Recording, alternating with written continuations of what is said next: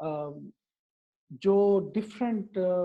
Complicated concepts हैं हना Rand ने जो डिस्कस की हैं टोटलिटेरियनिज्म के ऊपर, आज उसको हम डिस्कस कर लेते हैं, एक डिस्कशन उसमें कर लेते हैं। आज का सेशन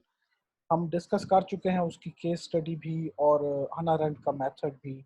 और किस तरह से उसने ट्रेस किया है हिस्टोरिकली एंटीसेमिटिज्म को, और फिर लिंक किया है जो 1940s में सेकेंड वर्ल्ड वॉर के दौरान जो कुछ हुआ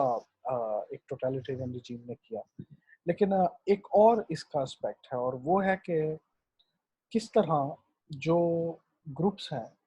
वो चेंजिंग इंटरनेशनल और नेशनल ऑर्डर में, इन्वायरमेंट में कंटिन्यूसली अंगेज हो रहे होते हैं और निगोशिएट कर रहे होते हैं। मतलब अगर आपने टेक्स्ट पढ़ा है, और मैं अज्यूम करता हूँ कि आपने पढ़ा है हना अरेंड का टेक्स्ट, उसमें जब वो बिल्कुल हिस्ट्री से शुरू करती है कि किस तरह एक नेशनलिज्म, नेशन स्टेट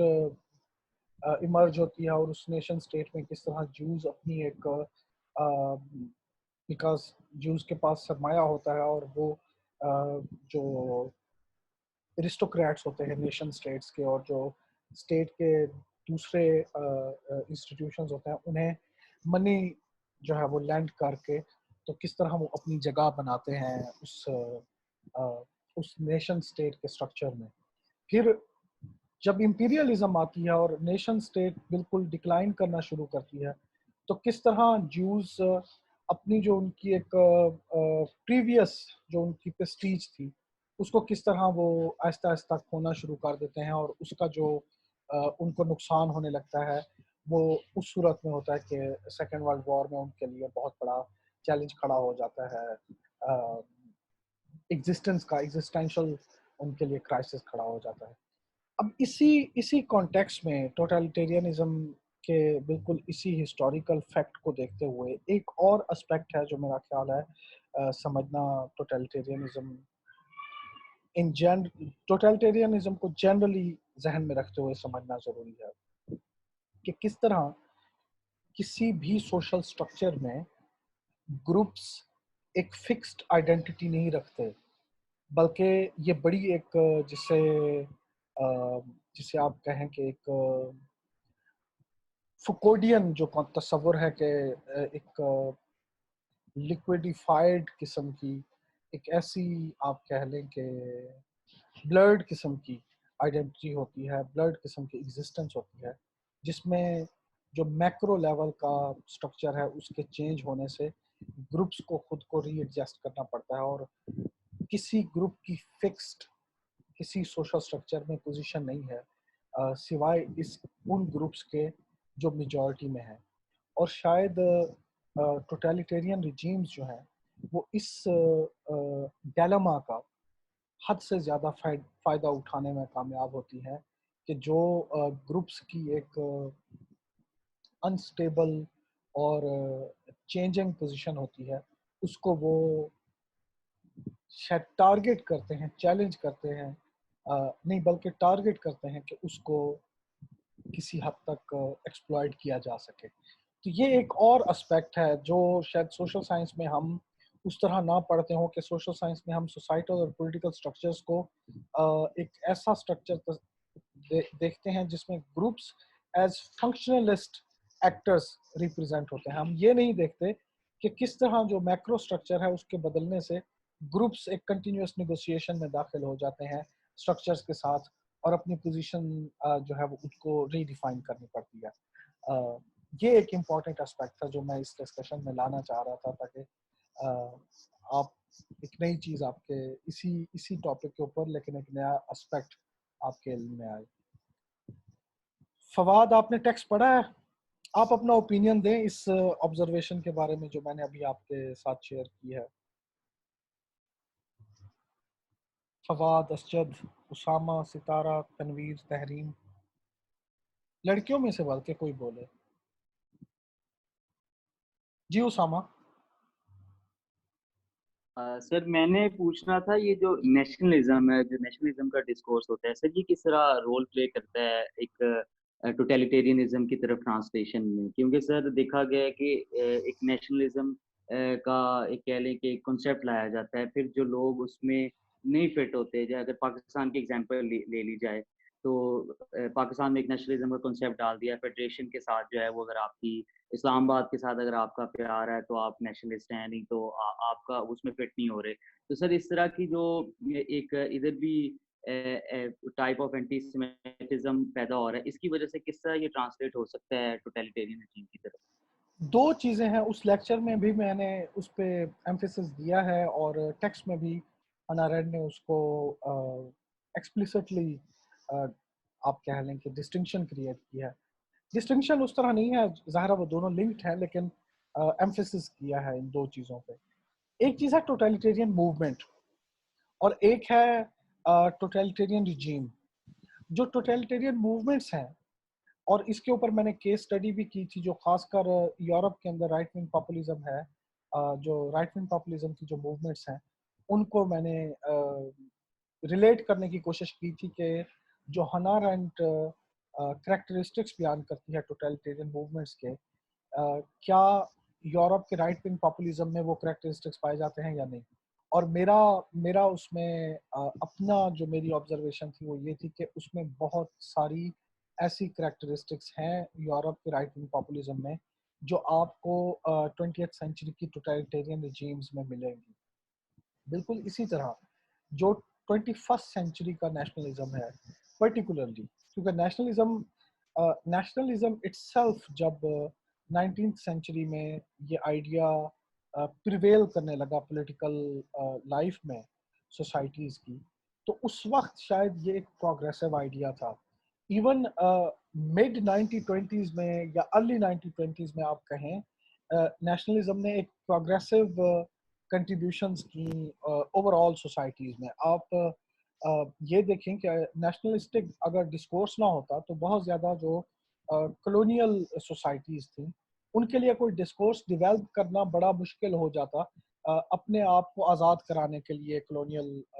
جو امپیریلسٹ فورسز تھیں ان سے. تو وہ جو ڈی کولونائزیشن کی موومنٹ تھی اس میں جو نیشنلسٹک ڈسکورس تھا، جس میں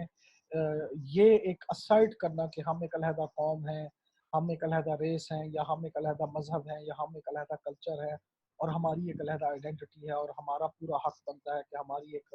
علیحدہ پولیٹیکل ریپرزنٹیشن ہو. یہ سارا جو نیشنلسٹک ڈسکورس تھا اس نے بہت حد تک mid 20th century even late 20th century تک جو نئے کلونیل سوسائٹیز تھیں جو ڈی کولونائز ہو رہی تھی ان کو بہت حد تک ہیلپ کیا اپنا ڈسکورس ڈیولپ کرنے میں اور اپنا آپ کہہ لیں کہ نیریٹو بیان کرنے میں. تو اس ٹائم تک نیشنلزم ایک پروگریسو فورس رہی ہے آپ کہہ سکتے ہیں. لیکن جو 21st سینچری کی نیشنلسٹک موومنٹس ہیں جو ہم دیکھ رہے ہیں، مثال کے طور پہ یورپ کے اندر خاص کر فرانس میں جو میرین لپین کی جو مطلب نیشنلزم کی موومنٹ ہے، یا انگلینڈ میں جو بریکزٹیئرز ہیں، یا یونائٹڈ کنگڈم انڈیپینڈنٹ پارٹی ہے، یا اسی طرح ہنگری میں، یا جرمنی میں جو نیو نازی الٹرنیٹو فار ڈائچلینڈ جو گروپ اٹھ رہا ہے، سویڈن میں جو نیو نازی گروپس ہیں، ڈینمارک میں جو رائٹ ونگ پاپولزم کا رائز ہے، پولینڈ میں جو رائٹ ونگ پاپولزم کا رائز ہے، یا ایون برازیل میں جو ایک پاپولسٹ پریزیڈنٹ آ گیا ہے، یونائٹڈ اسٹیٹس میں. یہ جو رائز ہم دیکھ رہے ہیں اس کا ایک یونیک اسپیکٹ یہ ہے کہ یہ وہ 20th سینچری کا پروگریسو نیشنلزم نہیں ہے، بلکہ گلوبلائزیشن کی وجہ سے اب جو نیشنلزم کا ڈسکورس ہے وہ اوور آل پروگریسو نہیں رہا. تو اس وجہ سے نیشنلزم 21st سینچری میں ایک ٹوٹلیٹیرینزم سے اس کو ریلیٹ کرنے کے لیے کہا جا سکتا ہے کہ یہ ایسی ایک موومنٹ ہے جس میں بہت سارے ایسے کریکٹرسٹکس ہیں جو ٹوٹلیٹیرین رجیم میں ہوا کرتے تھے. اور اس کو آپ کہہ سکتے ہیں کہ یہ ایک طرح سے اوریجن ہو سکتی ہے، جو نیشنلسٹک موومنٹس ہیں یہ اوریجن ہو سکتی ہیں کہ یہ ایوالو ہو کے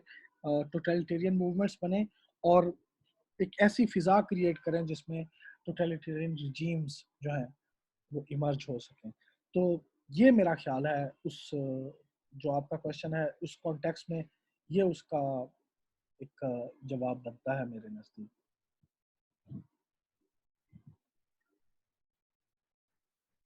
تو سر یہ کیوں ابھی 21 سینچری میں بھی وہی تھیوریز اور وہی چیزیں استعمال کی جا رہی ہیں جو 20 سینچری کی تھی، یا اس زمانے میں ان کو ایک پراپر ایک آئیڈیالوجی تھی؟ تو آج کے زمانے میں جب سب کچھ چینج ہو چکا ہے، اب ایک گلوبلائزیشن کی وجہ سے اب کافی کافی ٹرینڈس چینج ہو چکے ہیں، تو اسٹل ابھی تک اگر کوئی اسٹیٹ یوز کر رہی ہے تو وہ تو ایک اسٹیٹ خود ہی ایک ٹوٹلیٹیرین اسٹیٹ بننا چاہ رہی ہے۔ کہا جا سکتا ہے، لیکن دیکھیں ایک ظاہر ہے یہ ایک جنرل اوپینین ہے، کافی اکیڈیمیا کے لوگ بھی اس اوپینین کو شیئر کرتے ہیں کہ بہت سارے ملک ہیں جو ابھی بھی جن کی پالیٹکس 60s میں ہے، بہت سارے ملک ہیں اور وہ ابھی بھی 60s 70s کی پالیٹکس میں سٹک ہیں، اور اس کی میرا خیال ہے اور کہیں ریلیونس ملے نہ ملے، آپ کو ساؤتھ ایشیا میں سب کانٹیننٹ میں تو لازمی اس کی ریلیونس ملے گی، خاص کر جو انڈیا پاکستان پالیٹکس ہے، ریجنل جو پالیٹکس ہے ساؤتھ ایشیا کے اندر، وہ ضرور آپ کو یہ امپریشن دے گی کہ یہ 60s کے ڈیکیڈز میں اس طرح کی پالیٹکس جو ہے وہ ہوتی تھی، نیریٹیوز ہوتے تھے۔ اب آ کے جو ایک دنیا امیجنری ہی صحیح لیکن ایک خاص قسم کے کاسموپولیٹنزم کی طرف جا رہی ہے، وہاں اس طرح کا نیشنلسٹک ڈسکورس جو ہے وہ کنٹمپرری ٹائمز کے ساتھ ریلیونٹ نہیں ہے، بلکہ یہ 60s 70s کے ٹائمز کے سے زیادہ قریب ہے۔ تو ایک تو یہ ایک تھیسس دیا جاتا ہے۔ دوسرا جو اسٹرکچرلسٹ ہیں یا پولیٹیکل اکانومی کے لوگ ہیں، اور ایون ہمارے اپنے کمپیریٹیو پالیٹکس کے جو لوگ ہیں، وہ زیادہ ڈیپر جو سوسائٹل چینجز ہیں ان کو زیادہ ڈیپ طریقے سے انالائز کرنے کی کوشش کرتے ہیں، دیکھنے کے لیے کہ کون سے ایسے فیکٹرز ہیں جو جنم دیتے ہیں ٹوٹلیٹیرین یا نیشنلسٹ موومنٹس کو، اور فیسلیٹیٹ کرتے ہیں ٹوٹلیٹیرین رجیم کو طاقت کے حصول میں۔ اب ان فیکٹرز میں اگر آپ دیکھیں کہ جو ابھی ریسنٹ جو رائز ہے نیشنلزم کا، اس کی دو جڑیں بنتی ہیں، 21ویں صدی کا جو نیشنلزم ہے اس کی دو جڑیں بنتی ہیں۔ ایک جو 9/11 کا واقعہ ہوا، جس کو صرف امریکہ کے اوپر نہیں بلکہ ویسٹرن سویلائزیشن کے اوپر ایک حملہ تصور کیا گیا، اور اس چیز نے ایک آئیڈینٹی پالیٹکس کو دوبارہ سے جنم دیا 21ویں صدی میں۔ مطلب آئیڈینٹی پالیٹکس وہیں پہ تھی، اٹ واز دیئر، لیکن اتنا زیادہ ویسٹ کے اندر شاید وہ سگنیفیکنٹ نہیں رہی تھی جتنا، یا اگر سگنیفیکنٹ تھی بھی تھوڑی بہت تو وہ زیادہ اس کی سگنیفیکنس بڑھ گئی جب 9/11 جیسا واقعہ ہوا، اور اس سے ریاستوں نے، خاص کر ویسٹرن ریاستوں نے، اپنی آئیڈینٹی پہ اور اپنی سویلائزیشن پہ حملہ تصور کیا گیا۔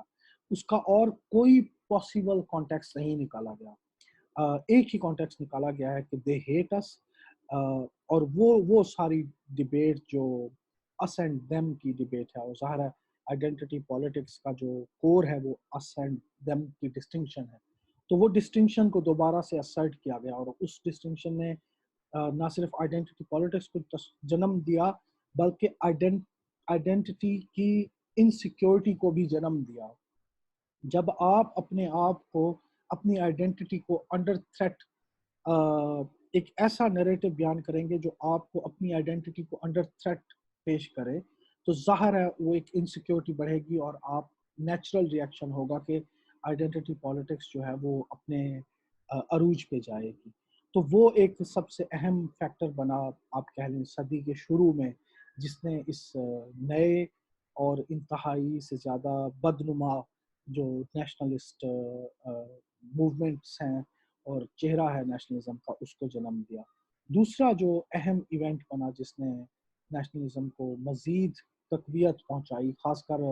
ویسٹرن یورپین ممالک میں، وہ جو 2008 کا فائنانشل کرائسس بنا، جس میں حد سے زیادہ پولرائزیشن ہو گئی، یورپ کے اندر بھی، یونائٹڈ اسٹیٹس کے اندر بھی، اور کیپٹلزم ایک ایسے کرائسس سے گزر رہا تھا، یا کیپٹلزم نے ایک ایسا کرائسس کریٹ کیا کہ جس میں وہ جو سوشل ویلفیئر اسٹیٹ کا تصور تھا وہ انڈر تھریٹ آ گیا۔ مثال کے طور پہ گریس میں جب گریس کو 2009 میں 10 میں بیل آؤٹ پیکج دیا گیا، جیسے فرض کیا IMF نے پاکستان کو یہ 2018 میں بیل آؤٹ پیکج دیا ہے، تو گریس کو جب بیل آؤٹ پیکج دیا گیا تو اس میں ایک بہت بڑا شیئر جرمنی نے بھی قرضہ دیا گریس کو، اور بھی یورپین ممالک نے قرضہ دیا، اور اس میں گریس پہ ایسی شرطیں لگائی گئیں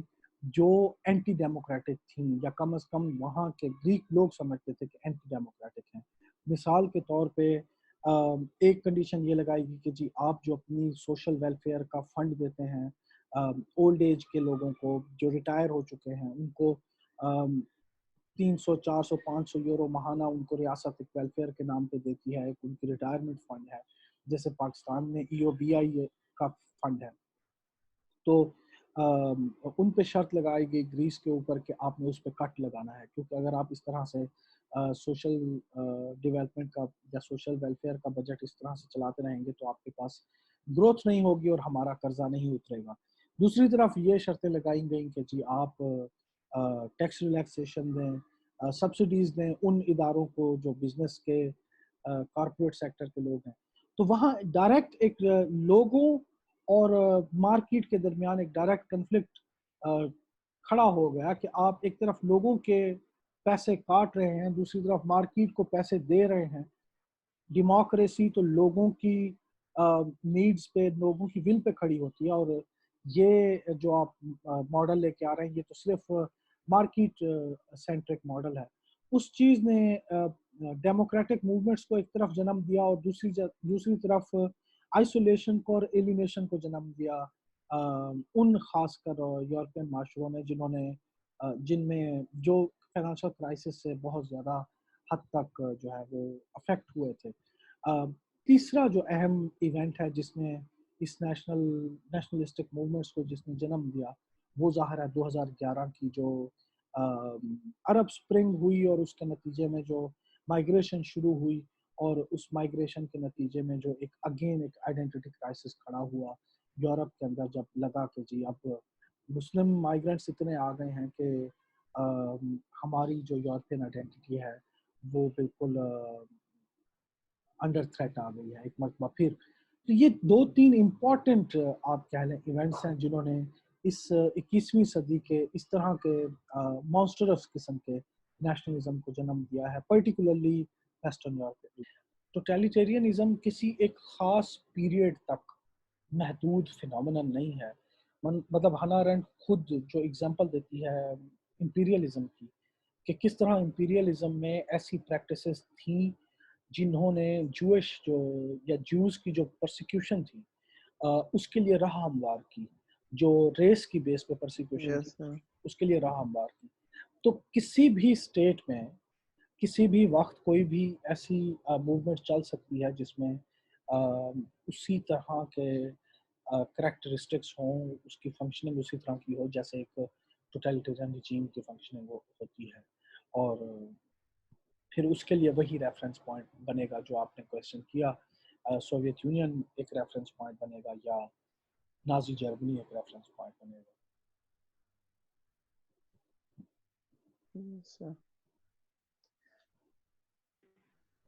سر اب پاکستان کے کنٹیکس میں سر اگر دیکھا جائے تو سر جو احمدیہ ایشو ہے سر، یہ کس طرح سر اگر آگے مسئلہ کرے گا؟ کیونکہ پچھلے الیکشنز میں اور اس سے پچھلے الیکشنز میں ہم نے دیکھا کہ ایک پراپر کیمپین ان کے خلاف استعمال کی گئی، اور ایون کچھ سیٹوں پہ تو ایک ڈیسائیڈنگ فیکٹر تھا ان کے خلاف ہیٹریٹ کا۔ تو سر یہ اس طرح کی چیزیں جو ڈیولپ ہو رہی ہیں، جو ایگزیکٹلی وہی نازی پارٹی والی کی چیزیں، اس ٹائم جو پارٹی آئی ہے اس میں اکثر کینڈیڈیٹس جو تھے وہ اس وعدے کے اوپر آئے تھے کہ وہ محافظ ہیں، آپ کو پتہ ہے یہ ختم نبوت اور ان چیزوں کے۔ تو سر اس طرح کی چیزیں پاکستان کو کیسے، اگر آج اب یہ ایشو اٹھا، ایک نیوز چینل نے نیوز بریک کی اور پورے پاکستان میں ان کو گالیاں ملنے لگ گئیں اور ایک نفرت کا جو ہے اظہار کیا گیا، تو سر کل کو اگر اسٹیٹ کو دوبارہ اپنی لیجیٹیمیسی ظاہر کرنی پڑے گی تو obvious بات ہے جو رجیم ہے، اسٹیٹ نہیں بلکہ میں رجیم کہوں گا، تو رجیم ان کے خلاف مزید سخت ایکشن لے گی۔ ہو سکتا ہے کہ ان کی میس کلنگ بھی کروانا سٹارٹ کر دے یا ان کو ایک پراپر تسلیم کرا دے۔ تو سر یہ آپ نہیں سمجھتے کہ ایگزیکٹلی وہی ریپیٹ ہوگا جس طرح جوئس کے ساتھ کیا گیا تھا؟ یار جو پاکستان کے اندر جو کیس ہے قادیانیوں کا وہ بڑا ہی مختلف کیس ہے. دیکھیں جو اس کو جو جوئش جو ہسٹری ہے اس سے لنک کرنا بہت مشکل ہے، اور ایک ٹوٹلیٹیرین کانٹیکس میں اس کو لے کے آنا تو اس سے بھی مشکل ہے. تقریباً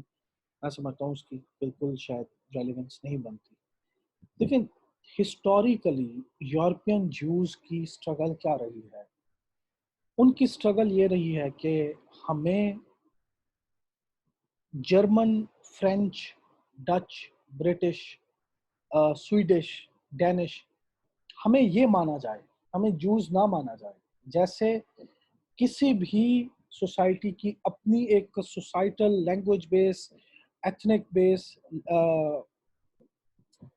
کلچر بیس آئیڈینٹی ہے، جیسے کوئی بھی دوسرا ایک جرمن ہے اس کی اسی طرح کے ہم جرمن ہیں. ہمیں کیوں بالکل آئیڈینٹیفائی کر دیا جاتا ہے جو کے طور پہ؟ ہم بیسیکلی ہم جرمن ہیں. بے شک اگر آپ کہنا چاہیں، بے شک آپ سمجھ لیں جرمن جوز، لیکن ایکچوئل جو ہماری آئیڈینٹی ہے وہ جرمن ہے. تو جو جوز کی اسٹرگل رہی ہے یورپ کے اندر وہ یہ رہی ہے کہ وہ ایک کولیکٹیو آئیڈینٹی میں اپنے آپ کو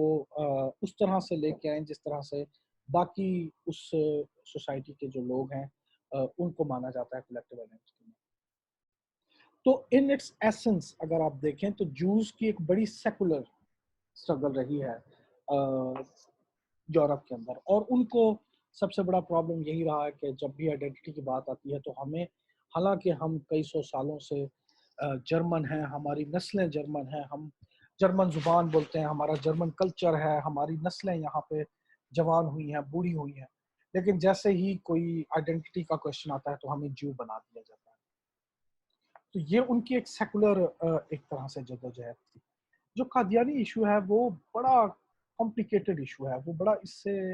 مختلف ایشو ہے. یہ میرا نہیں خیال کہ ریلیٹ کیا جا سکتا ہے جو جوز کی اسٹرگل ہے یورپ میں اس کے ساتھ، اور ٹوٹلیٹیرین کانٹیکس میں تو بالکل نہیں کیا جا سکتا. ہاں اگر فرض کیا کہ اگر ایک ایسی رجیم پاکستان میں آ جاتی ہے کہ جس میں بڑی ہی اسٹرانگ اینٹی قادیانی ٹینڈنسیز ہوں، ایک نائٹ میئر ہوگا کہ اگر فرض کیا خادم رضوی جیسے لوگ جو ہیں وہ حکومت میں آ جائیں، اس صورت میں یقیناً اس کا خطرہ رہے گا کہ قادیانیوں کی پرسیکیوشن کی جائے بالکل اسی طرح جس طرح جوز کی گئی، اور ایک جینوسائڈل قسم کی ایمرج کر سکتی ہیں